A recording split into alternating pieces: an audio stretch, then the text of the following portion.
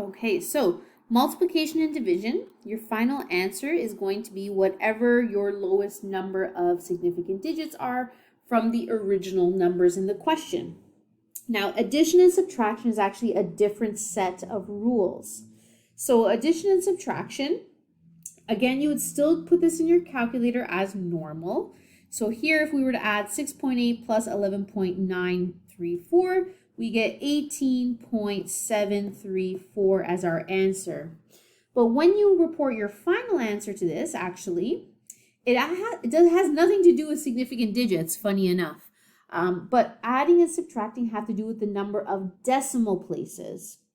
So the lowest number of decimal places is actually how many decimal places you report in your final answer. So here we have 1 decimal place versus 3 decimal places. So that means you would round this answer to being only 1 decimal place. So it would be 18.7. So multiplication and division is lowest number of significant digits for your answer. Adding and subtraction, adding and subtraction would be the lowest number of decimal places. So even if I have no decimal places, let's say I had 2 plus 10.00, right? So no decimal places versus 2 decimal places. My answer would be with no decimal places because the lowest number here is 0 decimals, okay? So adding and subtracting have a different set of rules from multiplying and dividing. So give this a try. So it's the same type of thing. So you have adding and subtracting. You have what your actual answer is from the calculator. What I'd like you to do is put your answer in as to what you believe the final answer should be. Of course, looking at the original numbers in the question.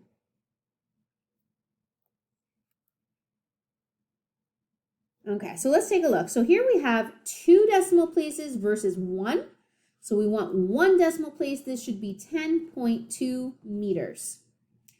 100.0 grams is 1 decimal place versus 23.73, which is 2. So we want this to 1 decimal place, which is 76.3 grams. Here we have 0.02, which is 2 decimal places, 2.371, which is 3, which means we want 2 decimal places, so this becomes 2.39 centimeters. 713.1 is 1 decimal place in comparison to 3.872, which is 3. So our final answer here should be 1 decimal place. So this would be 709.2 liters. Here we have 3 decimal places and 3 decimal places. So actually, this is a case where we need to actually add in more spots, like more decimal places. So here we have only 2. So if we want to add in another decimal place, what we would do is add in an extra 0 to get us to 3 decimal places. Okay. Now, sometimes when you are doing calculations, you may have multiple steps. So for example, let's say I had 2.00 centimeters times, actually, you know what, we'll just keep it simple. 2.00 centimeters, and then we had